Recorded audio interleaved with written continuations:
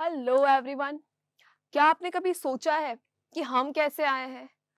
क्या आपने कभी ये सोचा है कि हम दुनिया कैसे चलती है? दुनिया में इतने सारे लोग हैं, ये क्यों हैं? कैसे हैं? कैसे आए सब लोग? इतने सारे जो स्पीशीज है, जानवर है, ये सब कैसे आए हैं? कभी सोचा है क्या? अगर नहीं सोचा है तो आज सोचिए मेरे साथ। I Lavina Kumawat welcoming you all at WS cube E school. आज हम ये पढ़ने वाले हैं हाउ डू ऑर्गेनिज्म रिप्रोड्यूस। ठीक है, आई थिंक टॉपिक के नाम से आपको बहुत अच्छे से एक्सप्लेनेशन हो रहा है। How do organism reproduce, organism जो होता है वो रिप्रोड्यूस कैसे करता है, right? But don't you think कि पहला क्वेश्चन ये होना चाहिए कि why do organism reproduce? Organism जो होता है वो रिप्रोड्यूस क्यों करता है? भाई हम कैसे करता है उससे पहले ही हमें ये जानना जरूरी है कि वो ऑर्गेनिज्म जो है वो रिप्रोड्यूस क्यों करता है।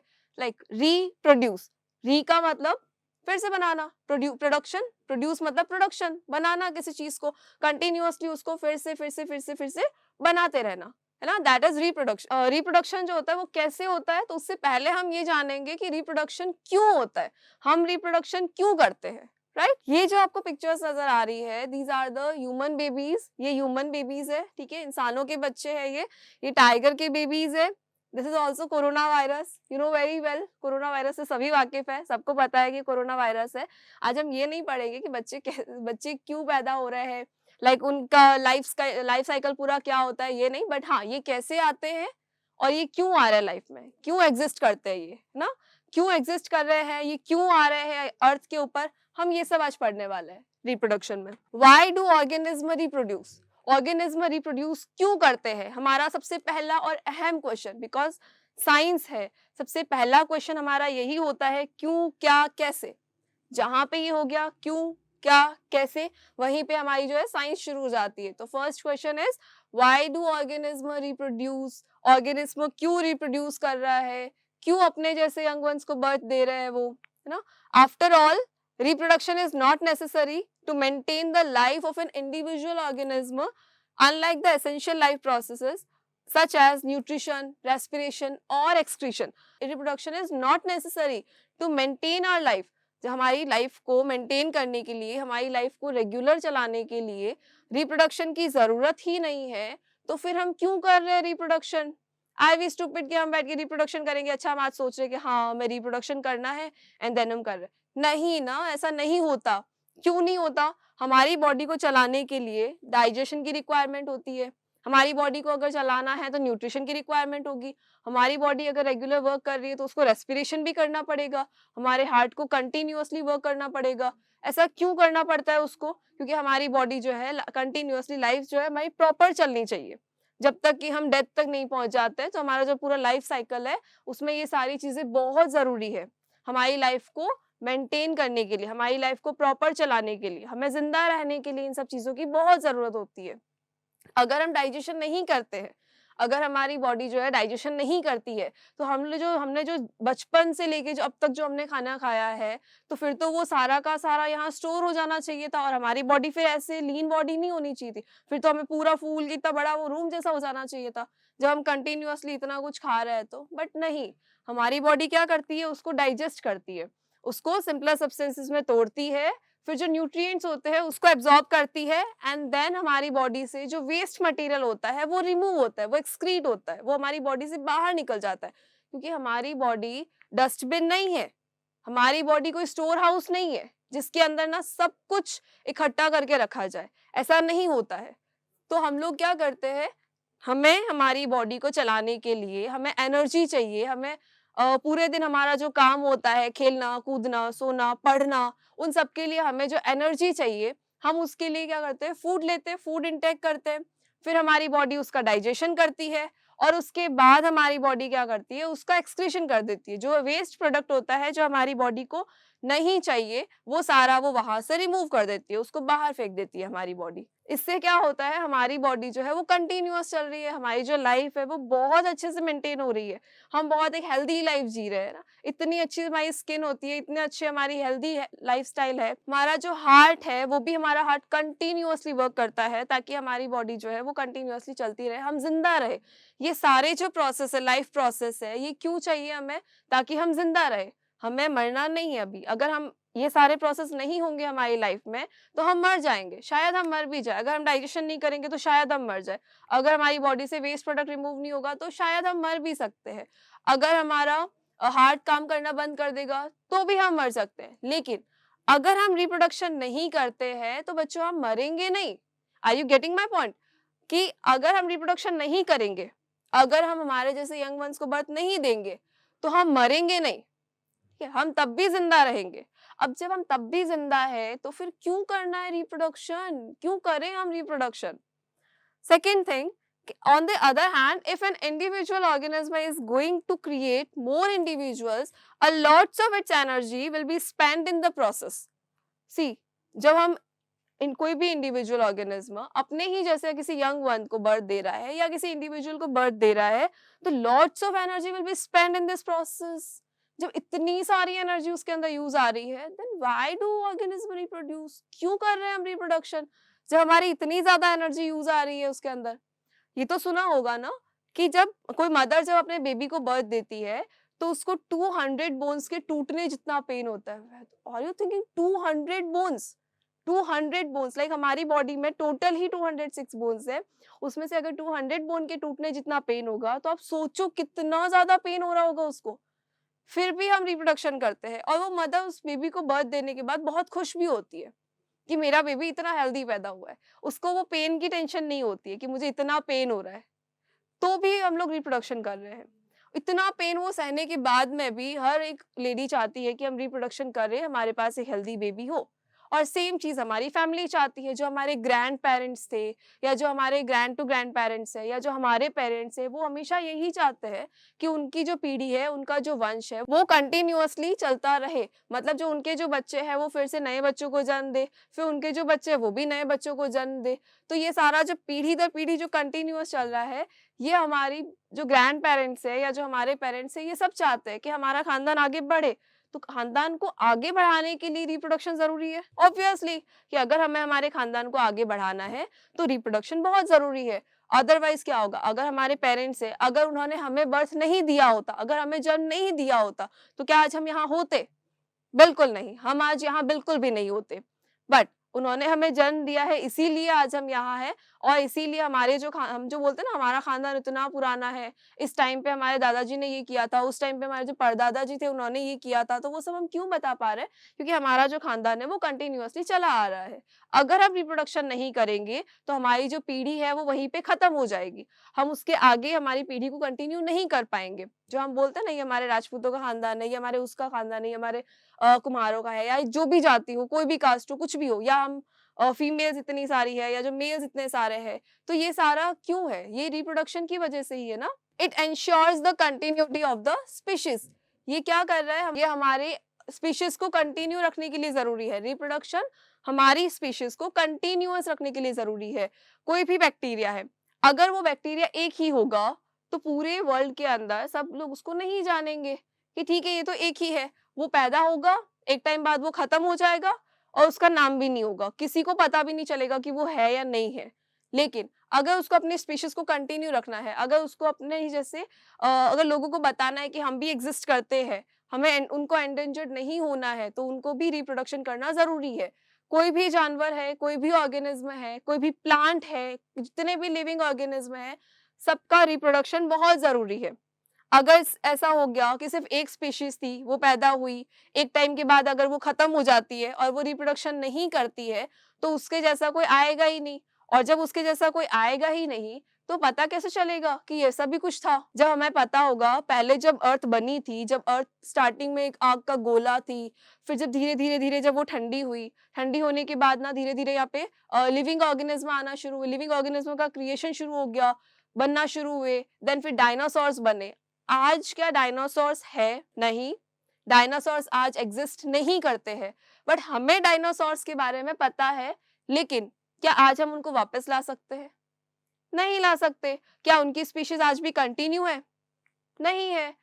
क्यों नहीं है? क्योंकि जब उस टाइम पे जब डायनासोर्स थे तब वो कंटिन्यू रिप्रोडक्शन कर रहे थे। बट जैसे जैसे अर्थ के कंडीशंस में चेंजेस हुए, अर्थ के टेम्परेचर में चेंज हुआ, अर्थ की ह्यूमिडिटी में चेंज हुआ, अर्थ की पोजीशन में चेंज हुआ, तो उससे क्या हुआ कि उनका जो रिप्रोडक्शन का जो फेवरेबल कंडीशन थी वो उनको नहीं मिल पाई, और जब वो उनको रिप्रोडक्शन की फेवरेबल कंडीशन नहीं मिल पाई तो वो रिप्रोडक्शन कर नहीं पाए, और जब वो नहीं कर पाए तो एक टाइम के बाद सारे के सारे जो डायनासोर्स थे वो खत्म हो गए। जब सारे डायनासोर्स खत्म हो गए, दैट मीन्स कि उनकी स्पीशीज खत्म हो गई, और उनकी स्पीशीज खत्म होते ही आज कुछ टाइम बाद अगर आप देखेंगे, आप 100 साल 200 साल के बाद अगर आप किसी को पूछेंगे कि डायनासोर्स, तो वो बोलेंगे हमें तो पता ही नहीं कि डायनासोर्स क्या होते हैं। क्यों नहीं पता? क्योंकि उनकी स्पीशीज हजारों साल पहले खत्म हो चुकी है, हमने भी उनको देखा नहीं है, हमने सिर्फ और सिर्फ उनको किताबों में पढ़ा है। ये इंश्योर करता है हमारी कंटिन्यूटी को, reproduction ensures our continuity of the species, that is why we reproduce, इसीलिए हम रिप्रोडक्शन करते हैं।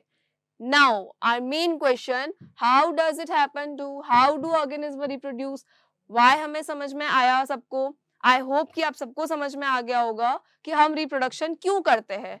Now how do organism reproduce, अब रिप्रोडक्शन कैसे होता है।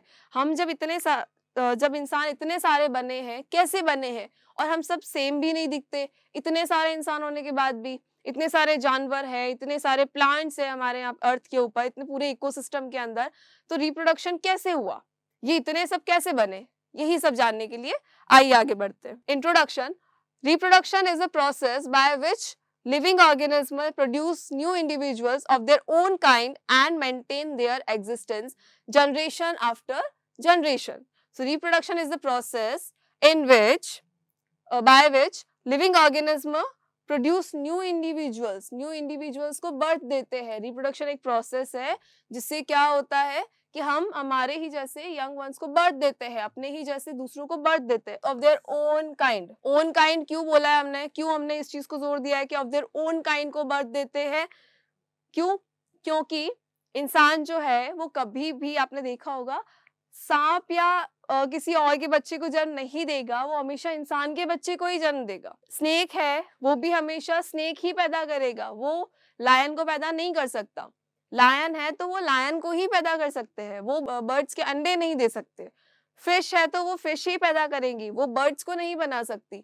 इसीलिए हमने बोला है कि reproduction is the process by which living organism produce new individuals of their own kind, जो अपने ही जैसे यंग वंस को बर्थ देते हैं, एकदम जो सिमिलर होते हैं उन्हीं को बर्थ देते हैं। And maintain their existence generation after generation, ये मेंटेन करते हैं हमारी एग्जिस्टेंस को, जो हमने अभी बताया था, पीढ़ी दर पीढ़ी जो हमारी लाइफ चल रही है वो सिर्फ और सिर्फ क्यों चल रही है, बिकॉज ऑफ रिप्रोडक्शन।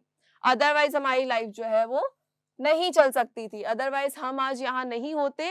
क्या पता कितने ही सालों पहले हमारी भी स्पीशीज खत्म हो चुकी होती, ह्यूमन बींग्स खत्म हो चुके होते, तो फिर हम यहाँ पर कैसे आते। इसीलिए रिप्रोडक्शन क्या इंश्योर करता है कि आपकी लाइफ की जो मेंटेनेंस, आपकी जो एग्जिस्टेंस है उसको मेंटेन करने का काम करता है generation to generation. Every generation में जब रिप्रोडक्शन होगा तो ही तो हम आगे बढ़ सकते हैं, तो ही तो हमारी स्पीशीज जो है वो कंटिन्यू रहेगी, अदरवाइज तो हम कब के खत्म हो चुके होते, हम कब के एक्सटिंक्ट हो चुके होते। जैसे आपके डायनासोर्स है, जैसे आपका डोडो पक्षी है, लाइक कुछ सालों बाद अगर आप किसी को पूछोगे 100 साल के बाद, तो वो बोलेगा डोडो पक्षी क्या होता है, ये हमें तो नहीं पता। या हो सकता है कि वो उसे पिक्चर्स में देखे या वो इंटरनेट पे कहीं पर देखे, बट उनको रियल में तो वो देखने को कभी भी नहीं मिलेंगे। अभी तो आपने ये भी सुना होगा कि टाइगर भी एक्सटिंक्ट हो रहे हैं, उनको भी बचाने की कोशिश की जा रही है। एक्सटिंक्ट क्यों हो रहे हैं?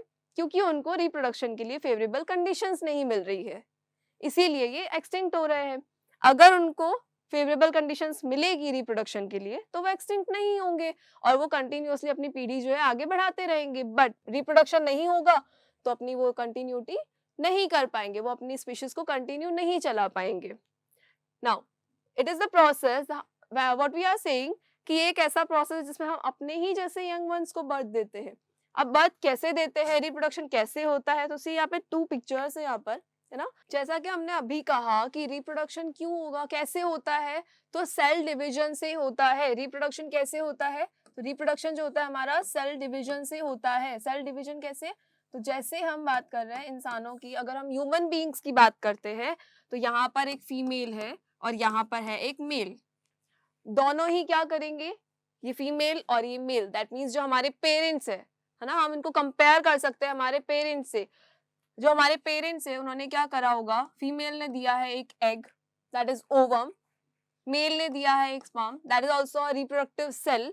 दोनों ने जब अपना अपना सेल दिया एक एक, दोनों जब होंगे कंबाइन होंगे, जब उनका फर्टिलाइजेशन होगा, दोनों जब मिलेंगे, तब क्या बनेगा, एक जाइगोट बनेगा। और जाइगोट भी क्या करेगा, धीरे धीरे धीरे जब उनका सेल डिवीजन होता रहेगा, फिर उनका भी सेल डिवीजन होगा, फिर उनका और आगे सेल डिवीजन होगा, तब जो है एक बेबी बनता है, और उसके बाद ही हमारा बर्थ हुआ होगा। जैसे हमारे पेरेंट्स है, ठीक है, अगर हमारे पेरेंट्स है, हमारी मदर से हमारे अंदर कुछ कैरेक्टर्स है, हमारे फादर से भी हमारे अंदर कुछ कैरेक्टर्स है। अब वो कैरेक्टर्स कहाँ से आए, कैसे आए, तो वो इस इन सेल से आते हैं। जब मेल और फीमेल अपने अपने एक एक सेल को देते हैं, जब वो दोनों कंबाइन होते हैं सेल, तो कॉम्बिनेशन, जब उनका कॉम्बिनेशन होता है, this process is called fertilisation. जब इनका फर्टिलाइजेशन हुआ, दोनों के जो मेल और जो फीमेल का सेल था, दोनों को मिला के जब उनका फर्टिलाइजेशन हुआ, तो उस जो फर्टिलाइजेशन से जो एक बेबी बनेगा, जो एम्ब्रियो बनेगा, that is the human baby. ये क्या होगा, ह्यूमन बेबी होगा। Are you getting my point?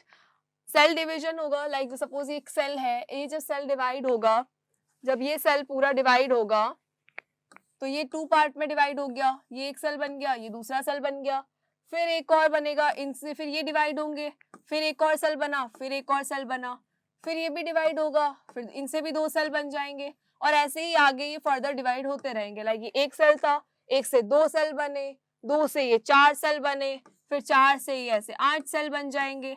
जब ये 8 सेल्स बन जाएंगे, उससे और ज्यादा आगे सेल जो है डिवाइड होंगे और कंटिन्यूअसली ज्वाइन होते रहेंगे, और धीरे धीरे धीरे धीरे क्या होगा, सेल्स मिलके टिश्यूज बनाना स्टार्ट कर देंगे, और जब बहुत सारे टिश्यूज मिलेंगे डिफरेंट डिफरेंट टाइप्स के, तब बनेंगे ऑर्गन्स, और जब बहुत ऑर्गन्स मिलेंगे तब बनेगा ऑर्गन सिस्टम, और जब बहुत सारे ऑर्गन सिस्टम्स एक साथ ज्वाइन होंगे, तब बनती है हमारी बॉडी। जो बेबी होता है, ऐसा तो नहीं है ना कि किसी बेबी के अंदर ना किसी पे कान नहीं आएगा, किसी का हार्ट अभी डेवलप होना बाकी है, या किसी का स्टमक डेवलप होना बाकी है। ऐसा पॉसिबल नहीं होता है, ऐसा बिल्कुल भी पॉसिबल नहीं होता है। जब बेबी बर्थ लेता है, तो उसका पूरा जो बॉडी है वो पूरी प्रॉपर फॉर्मेशन में बन के ही आता है। अब वो कैसे बन के आया, तो वो सेल डिवीजन से बन के आया, जिसको मैं आप और अच्छे से एक्सप्लेन करती हूँ मैं आपको। अगर आपको समझ आया है, इट्स वेरी गुड, नहीं भी आया तो टेंशन नहीं लेनी है, आई एम हियर, मैं हूं ना एक्सप्लेन करने के लिए। नाउ ये एक क्या है, ये अमीबा है, ठीक है, ये क्या है, अमीबा है। और ये अमीबा क्या कर रहा है, अमीबा भी अपने 2 डॉटर सेल्स को बना रहा है। अमीबा भी क्या कर रहा है, 2 डॉटर सेल्स को बना रहा है। अब डॉटर सेल क्यों, सन सेल क्यों नहीं? जब हम बोल रहे हैं ना डॉटर सेल क्यों, ये पार्शियलिटी क्यों कि डॉटर सेल ही बोल रहे हैं हम, सन सेल हमने नहीं बोला इनको। तो जो अमीबा है वो हमेशा डॉटर सेल ही बनाएगा। अदर भी जो ऑर्गेनिज्म होगा वो भी हमेशा जब सेल जब डिवाइड होगा, वो ऑलवेज ओनली डॉटर सेल्स बनाएगा, वो सन सेल नहीं बना सकता। सन सेल नहीं बनेंगे, क्यों नहीं बनेंगे सन सेल? बिकॉज ये तो सबको पता है, विदित है कि जो भी रिप्रोडक्शन होता है, जब भी कोई अपने यंग वंस को बर्थ देता है, तो वो हमेशा कौन देता है, फीमेल देती है। वो हमेशा कौन देगी, फीमेल बर्थ देगी। जब भी कोई अगर ह्यूमन भी है, अगर वो भी अपने बेबी को बर्थ दे रहे तो फीमेल देती है। कोई अदर एनिमल है, वो भी जब अपने यंग वन को बर्थ देता है, तो वो भी कौन देता है, फीमेल देती है। दैट इज वाई हम सन सेल नहीं बोलते हैं इनको, हम डॉटर सेल बोलते हैं। तो अमीबा भी क्या कर रहा है, अपने 2 डॉटर सेल्स को बना रहा है। अमीबा क्या करेगा, अपने 2 डॉटर सेल्स को बनाएगा। अब ये जो 2 डॉटर सेल्स है, ये क्या होंगे, फिर फर्दर डिवाइड होगा। अमीबा का स्ट्रक्चर, लाइक अमीबा जो होता है, इसका स्ट्रक्चर फिक्स नहीं होता है। ये एक यूनिसेल्युलर ऑर्गेनिज्म है, जिसका सिर्फ एक सिंगल सेल से उसकी बॉडी बनी है। ये अपना सारा वर्क उसी सेल में करता है। इसके पास कोई टिश्यूज, कोई ऑर्गन सिस्टम कुछ भी नहीं है। इसकी पूरी जो बॉडी है वो सिर्फ और सिर्फ एक ही सेल में है। तो ये एक यूनिसेल्युलर ऑर्गेनिज्म है, जिसके अंदर एक सिंगल सेल है। ये इसका न्यूक्लियस है, क्या है ये, इसका न्यूक्लियस है ये इसका। और ये पूरा जो स्ट्रक्चर किसका है, अमीबा का स्ट्रक्चर है। अब अमीबा क्या करेगा, अपने ही जैसे 2 यंग वंस को उसको बर्थ देना है, उसको भी रिप्रोडक्शन करना है, उसको भी अपने जैसे बहुत सारे लोग चाहिए साथ में। तो ये भी क्या करेगा, अपने सेल को डिवाइड करेगा। अब जब इसका सेल डिवाइड होगा, तो हमेशा बच्चों ये ध्यान रखना कि जब सेल डिवाइड होता है, सपोज अगर ये डायरेक्टली डिवाइड हो गया, ये इसका इतना सा ये पार्ट टूट के अगर अलग हो गया, तो क्या वो सरवाइव कर पाएगा? बिल्कुल नहीं, वो सरवाइव नहीं कर पाएगा। क्यों? क्योंकि एक ही सेल के अंदर हमें न्यूक्लियस भी चाहिए, हमें उसके अंदर साइटोप्लाज्म भी चाहिए, हमें बाकी सारे सेल ऑर्गेनल्स भी चाहिए, तो ही वो सेल सरवाइव करेगा। अदरवाइज वो सेल जो है वो सरवाइव नहीं कर पाएगा। इसलिए क्या होता है बच्चों कि जो अमीबा है, अमीबा क्या करेगा, अपने ही जैसे यंग वन को बर्थ देने के लिए या अपनी डॉटर सेल्स बनाने के लिए सबसे पहले अपने जो न्यूक्लियस है उसको डिवाइड करेगा 2 पार्ट्स में, और उसके जो साइटोप्लाज्म है वो भी डिवाइड होने लग जाएगा। सी न्यूक्लियस तो सेंटर वाला होता है, ये आपकी क्या होगी, सेल मेम्ब्रेन होती है, ये आपकी होती है सेल मेम्ब्रेन जो कि पूरे सेल को बाउंड करके रखती है, दैट इज सेल मेम्ब्रेन। इसके बीच में यहाँ पर एक फ्लूइड फिल होता है, ये जो न्यूक्लियस और ये जो मेम्ब्रेन है इन दोनों के बीच में है, यहाँ पर एक फ्लूइड फिल होता है, that is called cytoplasm. Cytoplasm. तो जब भी सेल डिवाइड होता है तो सबसे पहले डिवीजन होगा न्यूक्लियस का, सबसे पहले सेंटर वन डिवाइड होगा, ये जो न्यूक्लियस है ये जो न्यूक्लियस है ये न्यूक्लियस डिवाइड होगा सबसे पहले, ये न्यूक्लियस 2 पार्ट में डिवाइड होगा। कैसे होगा, अमीबा जो है वो इस तरह का स्ट्रक्चर बनाना स्टार्ट कर देगा, ये इसका न्यूक्लियस है जो 2 पार्ट में डिवाइड होने वाला है, इस तरह से ये खींच रहा है एक दूसरे को कि यहाँ से ये फिर डिवाइड हो जाएगा, जब ये न्यूक्लियस यहाँ से डिवाइड होकर 2 पार्ट में कन्वर्ट हो जाएगा तो ये जो साइटोप्लाज्म, जो यहाँ पे जो साइटोप्लाज्म फिल है ये वाला, ये भी डिवाइड होगा। दैट मीन्स जब ये डॉटर सेल्स बनाएंगे तो डॉटर सेल्स बनाते टाइम पे इनके पास में एक न्यूक्लियस भी होगा, इनके पास साइटोप्लाज्म भी होगा और इसके पास बाकी के सेल ऑर्गेनल्स भी होंगे प्रेजेंट उसके अंदर। फिर से आ जाइए, अभी भी नहीं अगर समझ आ रहा है आप बहुत अच्छे से इसको देखिएगा, ठीक है, मैं आपको बहुत अच्छे से बताती हूँ कि क्या है ये अमीबा है। अमीबा को क्या चाहिए, उसको भी रिप्रोडक्शन करना है, वो भी देख रहा है आसपास में कि सब अपनी अपनी जो जनरेशन है उसको आगे बढ़ा रहे हैं, सब अपनी पीढ़ी को आगे बढ़ा रहे हैं, तो अमीबा को भी क्या करना है, अपनी पीढ़ी को आगे बढ़ाना है। अब अमीबा अपनी पीढ़ी को आगे कैसे बढ़ाएगा, तो वो भी क्या करेगा, अपने सेल्स को डिवाइड करेगा। सेल डिवाइड करने का मतलब वो रेप्लिकेशन करेगा, अपने सेल्स का डिवीजन करेगा और उससे डॉटर सेल्स बनाएगा, फिर वो डॉटर सेल्स से फिर वो डिवाइड होंगी और उससे और आगे नेक्स्ट डॉटर सेल्स बनेंगी। तो ये जो अमीबा है ये क्या कर रहा है, ये इसका न्यूक्लियस है, ये जो ब्लू कलर का आपको दिख रहा होगा ना सेंटर में, ये क्या है, इसका न्यूक्लियस है जो डार्क ब्लू कलर का है ना, ये न्यूक्लियस है इसका। अब ये सबसे पहले क्या डिवाइड हो रहा है, न्यूक्लियस डिवाइड हो रहा है बच्चों, अभी बताया था कि न्यूक्लियस सबसे पहले डिवाइड होगा, अगर न्यूक्लियस डिवाइड नहीं होगा तो फिर 2 डॉटर सेल्स नहीं बन पाएंगी। तो इसका ये न्यूक्लियस यहाँ से डिवाइड होने की कंडीशन में आ गया, देखो ये खींच रहा है ना, ये लग रहा है ना कि 2 इक्वल पार्ट्स में जा रहा है ना, तो यहाँ पर क्या हो जाएगा, फिर ये यहाँ से डिवाइड हो जाएगा, ये जब डिवाइड होगा तो ये 2 न्यूक्लियस बना देगा। जब इसने 2 न्यूक्लियस बना दिए तो उसके बाद जो साइटोप्लाज्म है वो भी 2 पार्ट्स में डिवाइड हो जाएगा, यहाँ 2 पार्ट में न्यूक्लियस आ गए। अब क्या होगा, ये जो साइटोप्लाज्म है ये भी 2 पार्ट्स में डिवाइड हो रहा है, ये भी जब 2 पार्ट में डिवाइड होगा तो ये डॉटर सेल्स बनाएगा और यहाँ से जब ये कट हो जाएंगे और ये कट होके 2 डॉटर सेल्स बन गई, ये 2।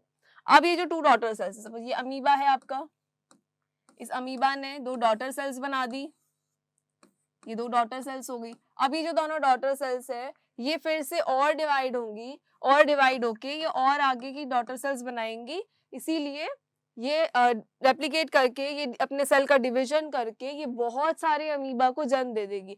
This is called reproduction. It is the process by which living organism produce new individuals, अपने ही जैसे यंग वंस को बर्थ देते हैं, ये आपका रिप्रोडक्शन होता है। सेकेंड थिंग, जब हम रिप्रोडक्शन करते हैं तो हमारे अंदर ना कुछ चेंजेस होते हैं। अच्छा, रिप्रोडक्शन में वापस से एक बार एक चीज देख लेते हैं, एक और चीज है लाइक जो एक्स एक्स है, जो फीमेल होती है उसका क्या होता है, एक्स एक्स होता है, यानी जो उसका सेल है उस सेल के अंदर ना डीएनए होता है, उस सेल के अंदर क्या होता है, डीएनए होता है। अब ये डीएनए क्या हुआ, अब फिर बोलोगे बच्चों मैडम कि डीएनए क्या हो गया, अभी भी सब तो हो गया, अब डीएनए क्या बचा, तो DNA is the most most most important thing for reproduction. अगर डीएनए नहीं होगा तो फिर रिप्रोडक्शन भी नहीं होगा। अब डीएनए क्या है, तो डीएनए आपके न्यूक्लियस में होता है, जो सेल्स होते हैं उनके न्यूक्लियस के अंदर ना डीएनए होता है, डीएनए मतलब क्रोमोसोम्स होते हैं बहुत सारे, और आपको इतना याद रखना है कि DNA makes a protein. DNA what DNA makes a protein. DNA एक प्रोटीन बनाता है स्पेशल टाइप का, और वो जो प्रोटीन है वो आपका बॉडी बनाने में, बॉडी फॉर्मेशन में हेल्प करता है। तो you just need to remember that DNA makes a protein and protein makes body.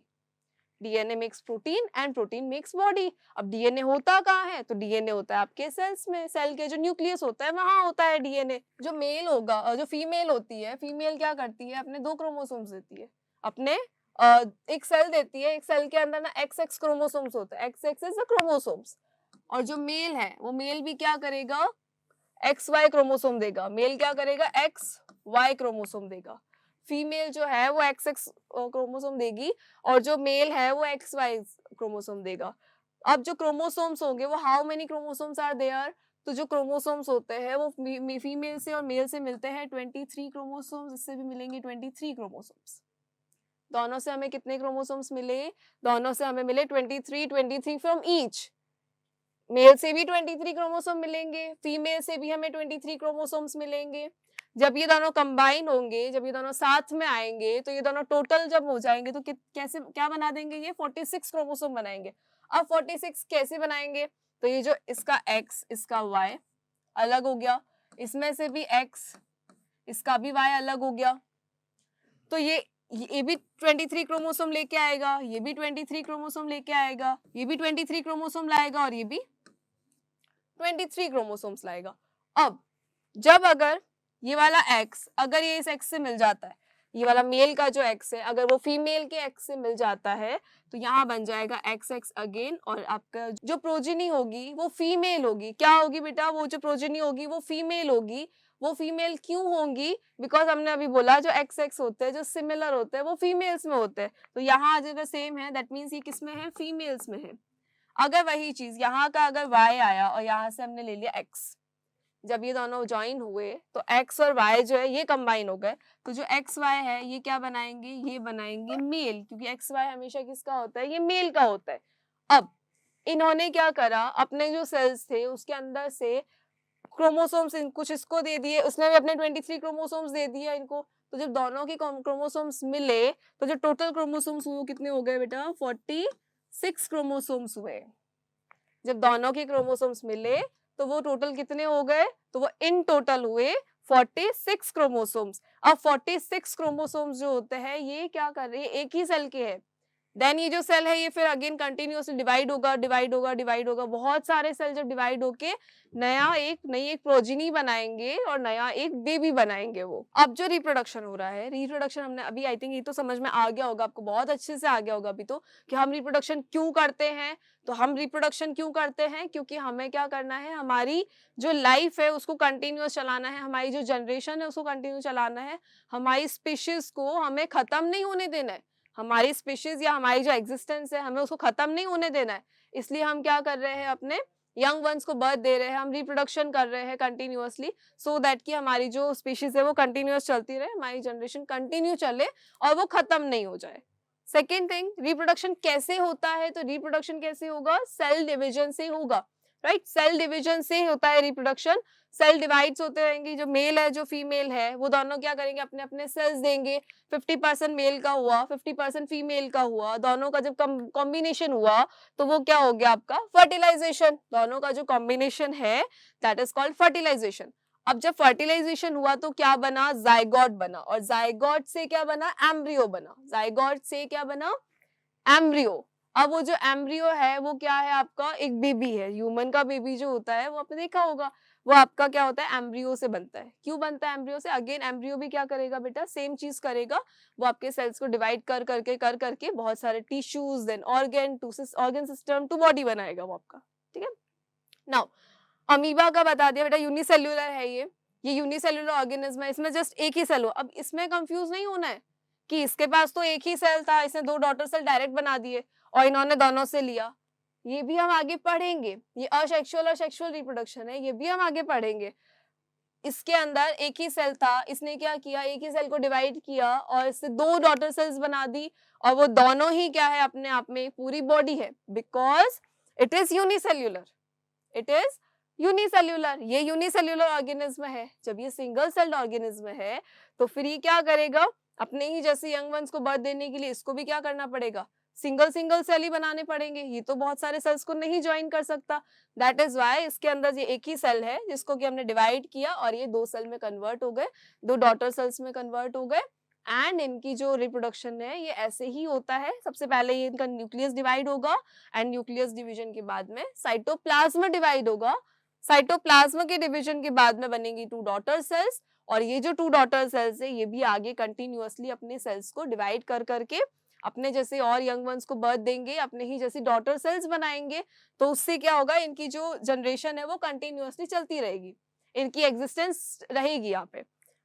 हम जो है ह्यूमंस क्या करते हैं, वो डायरेक्ट सिंगल ऑर्गेनिज्म या जो एक ह्यूमन है वो अपने जैसे यंग वन को बर्थ नहीं दे सकता, क्योंकि हम जो है हम एग्जैक्ट हमारी पेरेंट्स की कॉपी नहीं दिखते हैं। अगर आप अपने पेरेंट्स के पास खड़े होते हो तो एग्जैक्ट कॉपी थोड़ी ना दिखते हो आप, एग्जैक्ट सेम तो नहीं दिख सकते, है ना? कुछ डिफरेंस होते हैं, बहुत सारे हमारे अंदर डिफरेंसेस होते हैं। तो वो डिफरेंसेस भी किस लिए आते हैं? इसलिए आते हैं क्योंकि दोनों के जो सेल्स है वो दोनों के सेल कंबाइन होते हैं, देन हमारा जन्म हुआ। डायरेक्ट ऐसा नहीं हुआ कि एक के सेल थे वही डिवाइड हो रहे हैं और हमारा जन्म हो गया, नहीं। हमारे जो कैरेक्टर्स है, हम जो बने हैं, हमारे अंदर जो सेल्स है वो कहाँ से आए हैं? कुछ हमारे मदर से आए हैं, कुछ हमारे फादर से आए हैं। जब दोनों का कॉम्बिनेशन हुआ तब हम बने और तब हमारा बर्थ हुआ और हमारे अंदर कुछ कैरेक्टर्स में चेंज है।